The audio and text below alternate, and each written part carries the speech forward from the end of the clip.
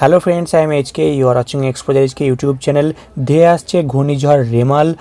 বাংলাদেশ সহ পশ্চিমবঙ্গের বেশ কিছু এলাকায় আছড়ে পড়বে এই ঘূর্ণিঝড় এবং এরই জেরে বেশ কিছু এলাকা ক্ষতিগ্রস্ত হবে এবং তার সঙ্গে চলবে নিম্নচাপ। তো কোন কোন এলাকা বেশি ক্ষতিগ্রস্ত হতে পারে এবং কোন সময় কোন কোন এলাকায় কেমন গতিবেগে ঝড় বইবে, তার সঙ্গে কোন কোন জেলায় বৃষ্টিপাত হবে, বিস্তারিত যে আপডেট উঠে আসছে আলিপুর আবহাওয়া দপ্তরের তরফ থেকে আমরা দেখে নেব আজকের এই ভিডিওতে। তার আগে বন্ধুরা, আপনি কোন জেলা থেকে ভিডিওটি দেখছেন এবং এখন আপনার এলাকার আবহাওয়া কেমন, অবশ্যই কমেন্ট সেকশনে কমেন্ট করে জানাবেন। তার আগে বলি বন্ধুরা, আপনারা যারা আমাদের চ্যানেলের সঙ্গে যুক্ত আছেন তারা জানেনই এই চ্যানেলের প্রত্যেকটা ভিডিও আপনাদের দরকারি। তাই এখনও যদি কেউ সাবস্ক্রাইব করে না থাকেন তবে অবশ্যই চ্যানেলটাকে সাবস্ক্রাইব করে পাশে থাকুন আপনার সমস্ত দরকারি ভিডিও পেতে। সাথে বেল আইকনটিতে প্রেস করে অল সিলেক্ট করে রাখুন লেটেস্ট আপডেট সবার আগে পাওয়ার জন্য। তো বন্ধুরা দেখুন, যে আপডেটটা উঠে আসছে বলা হচ্ছে ঘূর্ণিঝড় রেমাল তৈরি হবে আজ সন্ধ্যার পরেই। সেই ঘূর্ণিঝড় তৈরি হওয়ার কয়েক ঘন্টার আগে সিস্টেমটি বঙ্গোপসাগরের কোথায় দাঁড়িয়ে, বাংলার উপকূল থেকে কত দূরে আছে এই গভীর নিম্নচাপ, সেই নিয়ে সর্বশেষ বুলেটিনে কী বলল আলিপুর আবহাওয়া দপ্তর আমরা দেখব। বলা হচ্ছে যে বঙ্গোপসাগরে স্থিত সিস্টেমটি উপকূলের আরও কাছে চলে এলো ক্রমেই।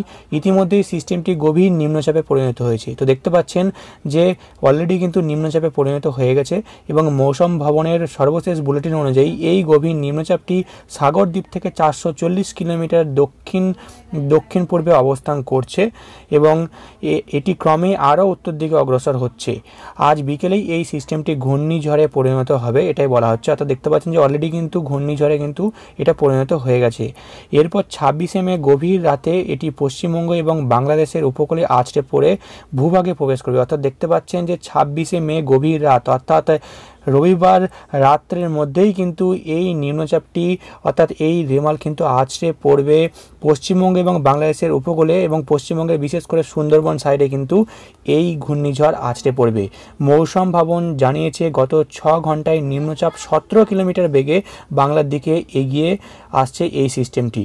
ঘূর্ণিঝড়ের প্রভাবে ঘন্টায় 100 থেকে 110 কিলোমিটার বেগে ঝোড়ো হাওয়া বইতে পারে দক্ষিণবঙ্গের 2 জেলায়। অর্থাৎ দেখতে পাচ্ছেন যে এই যে ঘূর্ণিঝড়, এটার প্রভাবে কিন্তু 100 থেকে 110 কিলোমিটার বেগে ঝোড়ো হাওয়া বইতে পারে দক্ষিণবঙ্গের 2 জেলায় অর্থাৎ উত্তর 24 পরগনা এবং দক্ষিণ 24 পরগনায়।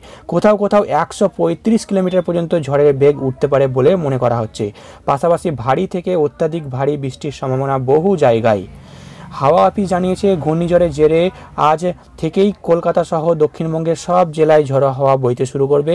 হাওয়া অফিসের পূর্বাভাস অনুযায়ী আজ বজ্রপাত সহ বৃষ্টি হতে পারে কলকাতা, হাওড়া, হুগলি, উত্তর 24 পরগনা, দক্ষিণ 24 পরগনা, পূর্ব মেদিনীপুর, পশ্চিম মেদিনীপুর, ঝাড়গ্রাম, পুরুলিয়া, বাঁকুড়া, পূর্ব বর্ধমান, পশ্চিম বর্ধমান, বীরভূম, মুর্শিদাবাদ এবং নদিয়ায়। তো এই সমস্ত এলাকায় কিন্তু ঝোড়ো হাওয়া বইতে পারে এবং তার সঙ্গে বৃষ্টির সম্ভাবনা রয়েছে।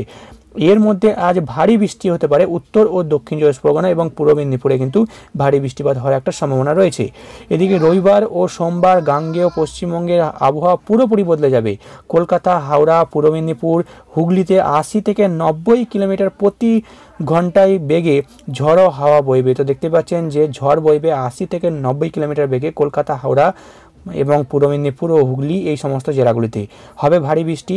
এই 4 জেলায় জারি থাকবে কমলা সতর্কতা। তো দেখতে পাচ্ছেন যে কমলা সতর্কতা কিন্তু জারি করা হয়েছে এই সমস্ত জেলাগুলিতে।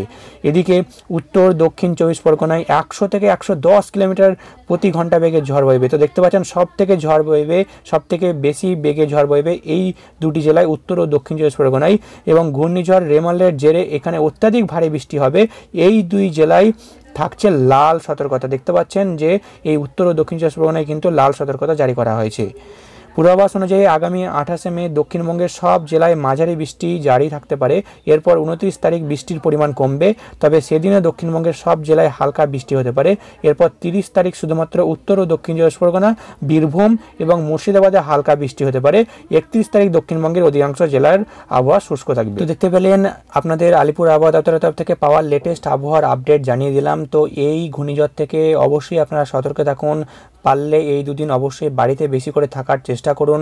সতর্কে থাকুন, সুস্থ থাকুন এবং এই ভিডিওটি ভালো লাগলে অবশ্যই একটা লাইক করবেন। আবারও লেটেস্ট আপডেট উঠলে অবশ্যই আপনাদের প্রথমেই জানিয়ে দেবো। তাই চ্যানেলটিকে সাবস্ক্রাইব করে না থাকলে অবশ্যই চ্যানেলটিকে সাবস্ক্রাইব করতে ভুলবেন না। আবারও আসছে একটা নতুন বড় আপডেট নিয়ে।